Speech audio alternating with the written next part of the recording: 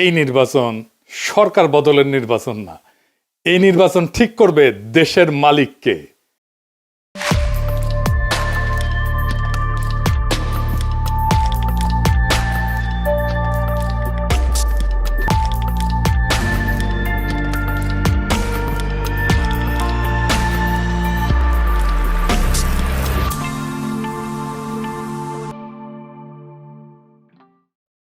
এগারো দলের নির্বাচনে ঐক্য হয়েছে, আলহামদুলিল্লাহ।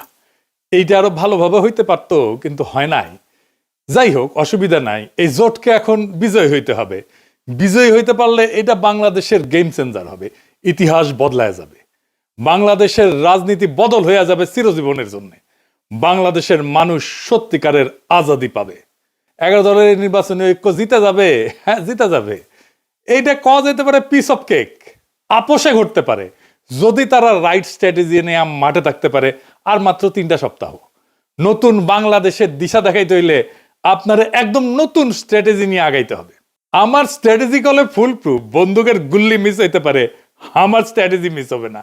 কিন্তু মুশকিলটা হইতেছে, আমি যেহেতু জোটের কেউ না, আমি তো হরিদাস পাল, তাই আমার এই ইউটিউব বানাই কইতে হইতেছে যে কেমনে এই স্ট্র্যাটেজিটা ইমপ্লিমেন্ট করবে। তাতে একটা মুশকিল আছে, এটা তো যায় না যাবে প্রতিপক্ষ।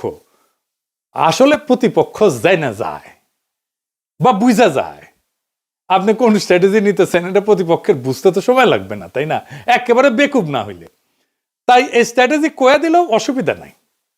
11 দলীয় জোট এটা যদি অনুসরণ করে ভালো, না করলেও সমস্যা নাই। অনেকে শিখা যাবেন কেমনে জাতীয় ইলেকশনে জিতে আসতে হয়। নির্বাচন আসলে অগলের মাথায় আসে একটা নির্বাচনে ইস্তেহার বানাইতে হবে, লেখা লাগবি। 2018 সালের ইলেকশনে তখন ঐক্যফ্রন্টের ইলেকশন কাজ করতেছি লুকায় থেকে, মানে আন্ডারগ্রাউন্ডে থেকে। আমি ঐক্যফ্রন্টের বুঝাইতে পারলাম না যে ইস্তেহার একটা ভুয়া জিনিস। ইস্তেহার আপনারে ইলেকশনে জেতায় না, জেতায় অন্য কিছু। এই ভূখণ্ডের রাজনৈতিক ইতিহাসে 2টা নির্বাচন ফেনোমেনাল হয়েছে। একটা 70-এর নির্বাচন আর 91 নির্বাচন। একটা মুজিব জিতছিল, আর একটা জিতছিল খালেদা জিয়া। মুজিবের 70-এর নির্বাচনে জিতাইছিল কি কন্ত 6 দফা স্বায়ত্তশাসন, তাই না? 91 খালেদা জিয়া জিতাইছিল কি? উনার একটাই কথা, ওদের হাতে গোলামির জিনজির, আমাদের হাতে স্বাধীনতার পতাকা। এই কথাটা, এই যে 6 দফা আর স্বাধীনতার পতাকা, এটা কি নির্বাচনী ইস্তেহারে লেখা ছিল? না, লেখা ছিল না। তাহলে এটা কি যা এত সিম্পল, এত ছোট, অথচ এত পাওয়ারফুল? কি এটা? এটা হইতেছে স্ট্র্যাটেজিক ডক্ট্রিন। নতুন কথা মনে হইতেছে, আগামী নির্বাচনে 11 দলের স্ট্র্যাটেজিক ডক্ট্রিন লাগবে একটা, যদি জিততে চায়। আজকাল আলাপ সেই স্ট্র্যাটেজিক ডক্ট্রিন নিয়ে আসেন। আগে বুঝে নি কেন স্ট্র্যাটেজিক ডক্ট্রিন ইস্তেহারের চাইতে অনেক বেশি গুরুত্বপূর্ণ, আর স্ট্র্যাটেজিক ডক্ট্রিন আসলে কি, এর হাতি না ঘোড়া? আসেন আল্লাহর নামে শুরু করি। ইস্তেহার হইতেছে নির্বাচনের আগে দেওয়া প্রতিশ্রুতির তালিকা, কি কি করা হবে তার ঘোষণা, মূলত ভবিষ্যৎ নির্ভর।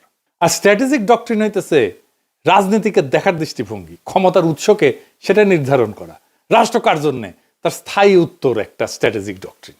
ইস্তেহার বলে কি করব, ডক্ট্রিন বলে কেন করব আর কার জন্য করব। মানুষ এই সমস্ত ইস্তার ফিস্তার বিশ্বাস করে না, পড়েও না। রাজনৈতিক দলের কর্মীরাও পড়ে না, কারণ সারা দুনিয়ার বাস্তবতা হইতেছে প্রায় সব দলই একই প্রতিশ্রুতি দেয়। চাকরি দেব, বেকারত্ব কমাবো, দাম কমাবো, দুর্নীতি কমাবো, কিন্তু মানুষ জানে এগুলো ভুয়া, কিছুই হবে না, কিছুই পূরণ হবে না।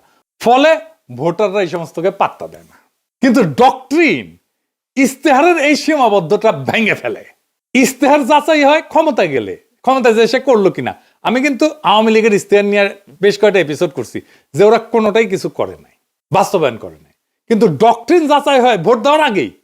ডক্ট্রিন মানুষকে প্রশ্ন করায়, আমি কি এই ডক্ট্রিনের মধ্যে নিজেকে দেখতে পাই? এই দল আসলে আমাকে কি মনে করে? মানুষ ইস্তেহার বিশ্বাস না করলেও ডক্ট্রিনকে চিনতে পারে। ইস্তেহার হয় পরিস্থিতি নির্ভর, আর ডক্ট্রিন সময় স্বাধীন। জিনিসপত্রের দাম বাড়লে ইস্তেহার বদলাবে, যুদ্ধ হইলে ইস্তেহার বদলাবে, কিন্তু ডক্ট্রিন বলে যে পরিস্থিতি আসুক ক্ষমতার কেন্দ্রটা বদলাবে না, ভোটাররা তাতে নিরাপত্তা পায়। ইতিহাস বলে যে দল ডক্ট্রিনে যেতে সে নির্বাচনে যেতে। নির্বাচনের মাঠে ডক্ট্রিন কি করে? 1 নাম্বার, ভোটকে একটা ডিল থেকে ঘোষণা বানায় দেয়। ইস্তেহার, আমি ভোট দিচ্ছি কারণ তুমি দিবা আমারে, তাই তো? আর ডক্ট্রিন বলে আমি ভোট দিচ্ছি কারণ আমি জানি ও আমি কে তার কাছে। 2 নাম্বার, প্রতিপক্ষের কথা কেউ নিজের করে নেয়। তার প্রতিপক্ষ যত কথা বলবে আমাদের ফ্রেমে বলবে, এটাই ডক্ট্রিন ঠিক করে। এটা আমরা আগে পরে আরো বিস্তারিত বলবো। ডক্ট্রিন ঠিক হলে ইশতেহার তার বাইরে যেতে পারে না। ডক্ট্রিন ইশতেহারের সীমা টেনে দেয়। আর মানুষের মনস্তত্ত্ব, মানুষ কি বিশ্বাস করে? মানুষ বিশ্বাস করে যে তাকে সম্মান দেয়, যে তাকে ছোট করে না, যে তাকে মর্যাদা দেয়, যে তাকে রাষ্ট্রের মালিক বানায়, তাকে বিশ্বাস করে। আর ইশতেহার বলে আমি তোমার এটা দেব। ডক্ট্রিন বলে আরে তুমি কি দেবো, তুমি তো মালিক। ডক্ট্রিন এটা বুঝায় দেয়। ইশতেহার আপনাকে গ্রহীতা বা অনুগ্রহ প্রার্থী বানায়, ডক্ট্রিন আপনাকে মালিক বানায় দেয়। মালিক ভিক্ষার উপরে ভোট দেয় না। নির্বাচন তো প্রতিশ্রুতির প্রতিযোগিতা না, নির্বাচন দেশের মালিকানা নির্ধারণ করে। তাই ইশতেহারের চেয়ে গুরুত্বপূর্ণ আমরা রাষ্ট্রকে, রাজনীতিকে, মানুষকে, জনগণকে, রাষ্ট্রের সাথে জনগণের সম্পর্ককে কিভাবে দেখি। নির্বাচনে মানুষ প্রতিশ্রুতিতে ভোট দেয় না, এটা বুঝতে হবে বাংলাদেশের পলিটিশিয়ানদেরকে। নিজের অবস্থানকে যে বুঝাই দিতে পারে তারে ভোট দেয়। আর যেই দল মানুষকে তার অবস্থান বুঝায় দেয় সেই দল ইশতেহার ছাড়াই জয়ী হইতে পারে। ইশতেহার ভুয়া জিনিস, ডক্ট্রিন আসল জিনিস। তাইলে 11 দলীয় জোটের বিজয়ের লক্ষ্যে স্ট্র্যাটেজিক ডক্ট্রিন কি হইতে পারে? আগে দেখে নেই বিএনপির স্ট্র্যাটেজিক ডক্ট্রিন কি এই নির্বাচনে, বলতে পারবেন? এটা জানা দরকার, কারণ এই বিএনপির স্ট্র্যাটেজিক ডক্ট্রিনকে হারাইতে হবে। কি সেটা? সেটা হইতেছে সবার আগে বাংলাদেশ। আমার আগে আমরা,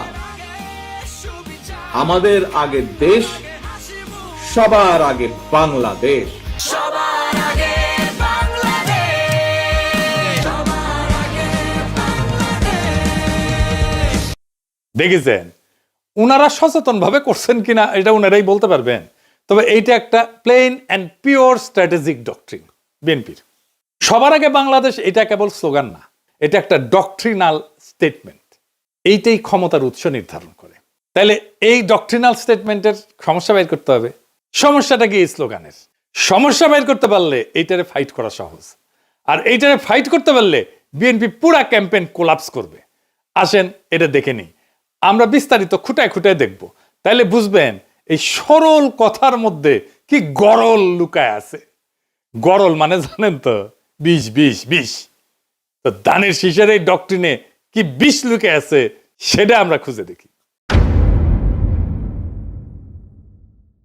সবার আগে বাংলাদেশ মানে বাংলাদেশ নামে একটা বিমূর্ত সত্তা আছে।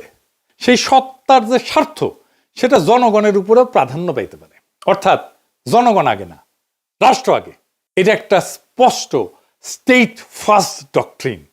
এটা শাসনের বৈধতা তৈরি করে। এই স্লোগান দিয়ে বলা হয় দেশের স্বার্থে সব কাজ করা হবে, ফলে অধিকার সীমিত করা, মত প্রকাশ দমন করা, কঠোর সিদ্ধান্ত নেওয়া, দমন পীড়ন করা সবই নৈতিকভাবে বৈধ হয়ে যায়। হাসিনার মতো। হাসিনাও এই একই ধরনের ডক্ট্রিনে বিলিভ করত, বিশ্বাস করত। এটারে বলা হয় ইংরেজিতে ইনস্ট্রুমেন্টাল লেজিটিমেসি ডক্ট্রিন, মানে উদ্দেশ্যের নামে পদ্ধতির বৈধতা।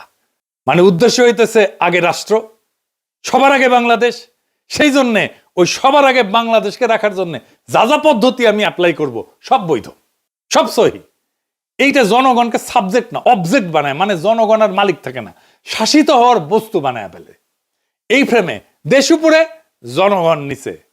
জনগণ দেশকে সেবা দিবে, সেবা। জনগণ এখানে রাষ্ট্রের মালিক না, রাষ্ট্রের উপকরণ। এইটাকে প্যাটার্নালিস্টিক ডক্ট্রিনও বলা যায়, মানে অভিভাবক সুলভ শাসন ডক্ট্রিন বা অভিভাবকত্ববাদী রাষ্ট্রনীতি। এটা মানে কি? রাষ্ট্র নিজেকে জনগণের অভিভাবক মনে করে, আর জনগণকে দেখে অপ্রাপ্ত বয়স্ক, বুঝে না, নতুন, অক্ষম হিসাবে। এই এই সোনামণি বসো, জান তুই টেকে হ্যাঁ নয় নতুন নতুন। যাদের হয়ে রাষ্ট্র ভালো বুঝে সিদ্ধান্ত নেয়। এই ডক্ট্রিনে জনগণ মালিক না, তত্ত্বাবধানে থাকা ব্যক্তি, যার সম্মতি প্রয়োজনীয় না, আনুগত্যই যথেষ্ট। প্রশ্ন করাকে দেখা হয় অকৃতজ্ঞতা হিসাবে। Paternalistic doctrine. বোঝা গেছে হাসিনা বলতো অকৃতজ্ঞ জাতি। এইখানে রাষ্ট্র বলে তোমার চেয়ে আমি বেশি বুঝি, আমি সবচেয়ে বেশি বুঝি। এই অভিভাবকত্ববাদী রাষ্ট্রনীতি এমন একটা শাসন দর্শন যেখানে জনগণ নাগরিকরা রাষ্ট্রের সন্তান। সন্তান বললে ভালো শোনায়, আসলে ওই অর্থে না আর কি, মানে অপ্রাপ্ত বয়স্ক জনগণ। দেখেন সবার আগে বাংলাদেশের ডক্টরিন কিন্তু পাল্টায় না কখনোই, মানে ধরেন যুদ্ধেও একই থাকে, সংকটেও একই থাকে, দমনেও একই থাকে। যুদ্ধও মানাবে, এটা সংকটও মানাবে, দমনেও মানাবে, কারণ দেশের জন্য সব যুক্তি খাটে। এটি ডক্টরিনের লক্ষণ। ডক্টরিন হয়ে উঠতে হইলে এরকম যে কোনো পরিস্থিতিতে এইটা কাজে লাগবে। এটা সীমা টানে না, ক্ষমতাকে অসীম কইরা দেয়। এই স্লোগানে কোথাও বলা নাই কি করা যাবে না, জনগণ কখন না বলবে, ক্ষমতার সীমা কোথায় বলা নাই। ক্ষমতা নিজেই তার সীমা ঠিক করে। এটা আনচেকড সোভার্নিটি ডক্ট্রিন, সীমাহীন সার্বভৌমত্বের ডক্ট্রিন। এইটা নিয়ন্ত্রণহীন সার্বভৌমত্ববাদী রাষ্ট্রনীতি। রাষ্ট্র নিজেই নিজেকে চূড়ান্ত ক্ষমতার উৎস মনে করে, যার উপরে জনগণের সম্মতি, জনগণের জবাবদিহিতা চাওয়ার অধিকার, এমনকি জনগণের এটা সীমা ঠিক করে দেওয়া, এটা কাজ করে না। এই ডক্ট্রিনে ক্ষমতার উপরে কোনো কার্যকর নিয়ন্ত্রণ থাকে না। রাষ্ট্রের স্বার্থ সব প্রশ্নের ঊর্ধ্বে। নাগরিক অধিকার এখানে শর্ত সাপেক্ষ হয়ে যায়। রাষ্ট্র বলে আমি সিদ্ধান্ত নেব, সীমা আমি ঠিক করব, তুমি কোন তেজপাতা, তুমি কোন। তার মানে সবার আগে বাংলাদেশ কোনো আবেগী স্লোগান না, এটা এমন একটা স্ট্র্যাটেজিক ডক্ট্রিন যা রাষ্ট্রকে জনগণের উপরে স্থাপন করে এবং ক্ষমতাকে সীমাহীন বৈধতা দেয়। তাইলে এই সবার আগে বাংলাদেশ এই স্লোগানের স্ট্র্যাটেজিক ডক্ট্রিনকে হারাইবেন কেমনে? এই প্রথম কৌশল হইতেছে এটাকে আক্রমণ করা যাবে না। আক্রমণ না করে হারানো যায়, খুব চমৎকার ভাবে হারানো যায়, অপরূপ ভাবে হারানো যায়, মোলায়েম ভাবে হারানো যায়। কারণ আপনি এটা ব্যাখ্যা করতে পারবেন না এখন কেন এটা খারাপ। আপনি জন ধরে বুঝাইতে পারবেন না, টাইম নাই, কইতে পারবেন না বুঝিস এই স্লোগান কিন্তু তোমার স্লোগান। তাই এইটার কৌশল অন্য। কি সেই কৌশল? এই স্লোগানকে গ্রহণ করতে হবে। আমরা এটাকে গ্রহণ করতেছি কারণ রাজনীতিতে যে স্লোগান জনগণের মনে কিছুটা ঢুকে গেছে, সেটাকে ভাঙা সহজ হয় না, কিন্তু সেটাকে নতুন অর্থ দিতে পারলে জেতা যায়। আমরা এটাকে নতুন অর্থ দেব। তাহলে কি হবে? Counter narrative. কিভাবে আমরা এই কথাটাকে নতুন মিনিং দিতে পারবো, নতুন অর্থ দিতে পারবো? তাহলে আমাদের এমন একটা স্লোগান আবিষ্কার করতে হবে যেই স্লোগানের মানে এই বিএনপির স্লোগান সবার আগে বাংলাদেশের স্লোগানের অনিবার্য পরিণতি বলে মনে হয়, ডেস্টিনি বলে মনে হয়। কি হইতে পারে সেটা? সবার আগে বাংলাদেশের কাউন্টার ন্যারেটিভ হবে আমরাই বাংলাদেশ। ওরা বলবে সবার আগে বাংলাদেশ, আমরা বলবো সেটাই তো আমরাই বাংলাদেশ। এখানে কোনো ঝগড়া নাই, এখানে কোনো কনফ্রন্টেশন নাই, এখানে কোনো কন্ট্রাডিকশন নাই, এখানে আছে কমপ্লিশন, সম্পূর্ণতা। বিএনপি বলছে কি আগে, আমরা বলছি ওইটা আসলে কি, কেন আমরাই বাংলাদেশ। বিএনপির সবার আগে বাংলাদেশ স্লোগানকে আমরাই বাংলাদেশ স্লোগান সুপারসিড করে যাবে। এখানেই মূল খেলা। আমি এখানে কয়েকটা দিক ব্যাখ্যা করব কেন, কিভাবে এটাকে সুপারসিড করে যাবে। আসেন সেটা বুঝে দেখি, খুব মজা লাগবে। প্রথমে দার্শনিক ব্যাখ্যা, মানে পলিটিক্যাল ফিলোসফির ব্যাখ্যা। বাংলাদেশ জমি না, পতাকা না, সংবিধানের কাগজ না, বাংলাদেশ হলো মানুষের সমষ্টিগত রাজনৈতিক অস্তিত্ব। এখান থেকে আসে জনগণের সার্বভৌমত্ব। মানুষ মানে রাষ্ট্রের মালিক। তাই আমরাই বাংলাদেশ কোনো আবেগী কথা না, এটা সার্বভৌমত্বের ঘোষণা। বিএনপি দেশকে একটা বাইরের বস্তু হিসেবে দেখে, আমরা দেশকে নিজেদের পরিচয় হিসেবে দেখি। 2 নাম্বার রাষ্ট্রনৈতিক ব্যাখ্যা বা স্টেট লজিক। বিএনপির ফ্রেম রাষ্ট্র আগে, রাষ্ট্র সিদ্ধান্ত নেয়, মানুষ উপকারভোগী। আমাদের ফ্রেম মানুষ আগে, মানুষ সিদ্ধান্ত নেয়, রাষ্ট্র মানুষের যন্ত্র। এইখানে ক্ষমতার কেন্দ্রটা বদলায় যায়। এইটাকে বলে সাবজেক্ট শিফট। বিএনপি বলে আমরা দেশ চালাবো, আমরা বলি আমরাই দেশ। এই অবস্থান থেকে কাউকে হারাইতে গেলে বলতে হয় তুমি দেশ না। এইটা তো সে বলতে পারবে না। রাজনীতিতে এর চেয়ে আত্মঘাতী কথা আর নাই। 3 নম্বর হইতেছে পলিটিক্যাল স্ট্র্যাটেজির ব্যাখ্যা। এটারে বলা হয় ক্লাসিক ফ্রেম হাইজ্যাকিং। বিএনপি যতবার বলবে সবার আগে বাংলাদেশ, ততবার তারা আসলে বলবে আমরা আগে। তারা নিজেরাই জনগণকে কেন্দ্র বানাবে, আমাদের ফ্রেম রিপিট করবে। এটারে বলা হয় নো এসকেপ ন্যারেটিভ। ওরা কথা বললেই আমার ভাষায় কথা বলবে।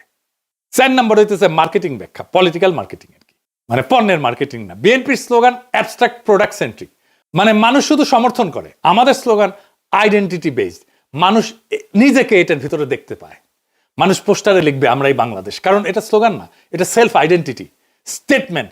মানুষ যেটা নিজের পরিচয় মনে করে ওইটার সাথে বিশ্বাসঘাতকতা করে না। বোঝা গেছে? খুব সিম্পল 2টা শব্দ, বিধ্বংসী।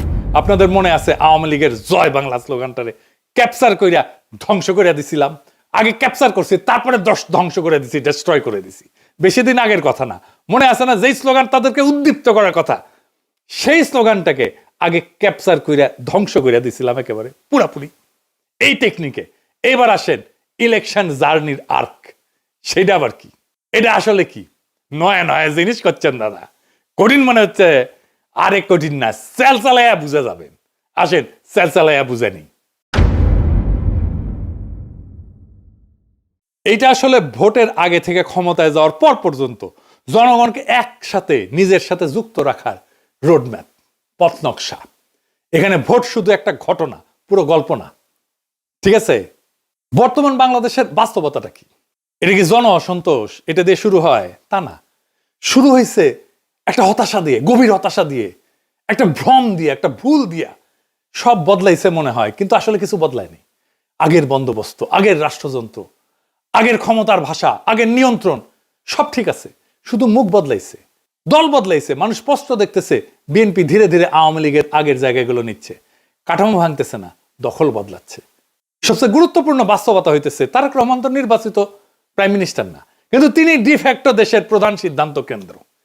এখানে মানুষ বুঝে যায় সমস্যা ব্যক্তি না, সমস্যা হচ্ছে একই রাষ্ট্র একইভাবে চলে। এই উপলব্ধিটাই ইলেকশন জার্নির প্রকৃত শুরু। নির্বাচন শেষ না, নির্বাচন দিয়ে নাগরিক তার মালিকানা দখল করবে। এখানে ইলেকশন জার্নির আর্ক পূর্ণতা পায়। স্লোগান থেকে যাত্রা, এর প্রথম ফেজে কি হবে? পরিচয়কে জাগরিত করা। আমরাই বাংলাদেশ, এটা আমাদের পরিস্থিতিকে জাগ্রত করবে। এই পর্যায়ে প্রতিশ্রুতি কম, দর্শন বেশি। এর লক্ষ্য কি? মানুষ ভোটার না, মানুষকে বলা আপনি একটা পলিটিক্যাল এন্টিটি, রাজনৈতিক সত্তা। 2 নাম্বার ফেজে কি? নৈতিক প্রশ্ন, মরাল কোশ্চেনিং। এখানে প্রশ্ন উঠবে, আমরাই যদি বাংলাদেশ হই তাহলে এত অন্যায় কেন, এত অবিচার কেন, এত বেইনসাফি কেন? এখান থেকে আসবে ইনসাফের প্রশ্ন। ইনসাফ মানে ভিক্ষা না, দয়া না, অধিকার ফেরত নেওয়া। মানুষ তখন বোঝে অন্যায়টা তো তাহলে আমার বিরুদ্ধে, বেইনসাফি তো আমার বিরুদ্ধে। আমরাই যদি বাংলাদেশ হই আর এই বাংলাদেশে যদি বেইনসাফি থাকে তাহলে এই বেইনসাফি আমার বিরুদ্ধে, কারণ আমি তো বাংলাদেশ। 3 নাম্বার ফেজ, ইনসাফের কাফেলা। এটা একটা কালেকটিভ জাস্টিসের ফেজ, সম্মিলিত ন্যায়ের যাত্রা। মানুষ বোঝে আমি একা না, আমার অভিজ্ঞতা সবারই। এখানেই জন্ম নেয় কাফেলার ধারণা। কাফেলা মানে পার্টি না, কাফেলা মানে পোস্টার না, এটা একটা নৈতিক যাত্রা।